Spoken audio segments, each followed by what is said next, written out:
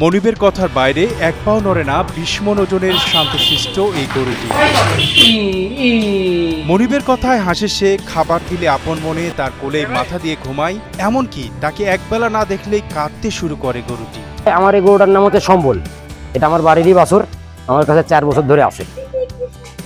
ছোটবেলা থেকে ধরেন নিজের ছেলে মতন করে মানুষ করছি, এক কথায় আদর যত্ন করে। ধরেন ছোটবেলার থেকে নাম ধরে ডাকতাম, ঘরের থেকে বাড়ায় চলে আসতো।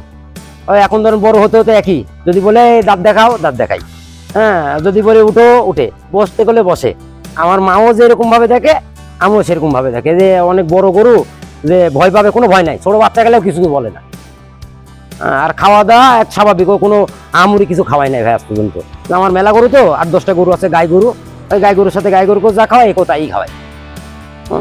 তারপরে ধরেন মানে খুব শান্ত টাইপের, এক কথা খুব শান্ত টাইপের। আমার নিজের সন্তানের মতন মানুষ করছে 4 বছর ধরে আমার কাছে। মানে এই ধরেন এই গরু পুষতে লাগে আমার লাইফে, মানে মেলা গরু পুষছি, কিন্তু এই গরুটা কেন জানি না আজকে 4 বছর ধরে বিক্রি করতে পারছি না। এক কথা মনের থেকে চাই না যে বিক্রি হতে।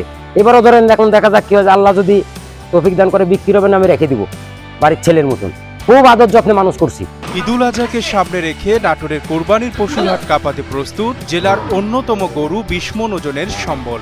নিজের খামারে সম্পূর্ণ প্রাকৃতিক খাবার খাইয়ে বিগত 4 বছর যাবৎ গরুটিকে পেলে পুষে বড় করেছেন নাটোরের লালপুর উপজেলার গোপালপুর স্টেডিয়াম পাড়া গ্রামের খামারি রনি ইসলাম। কাঙ্ক্ষিত দাম পেলে অতি শীঘ্রই গরুটি ক্রেতার হাতে তুলে দিবেন বলে জানান। একটি বড় ষাঁড় গরু তৈরি করেছেন এবার কোরবানি উপলক্ষে।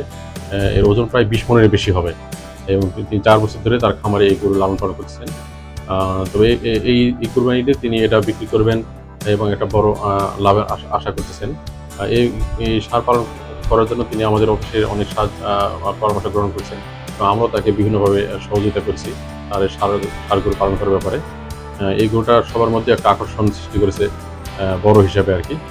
এই গরুটার লাভবান হবে বলে আমি আশা করি।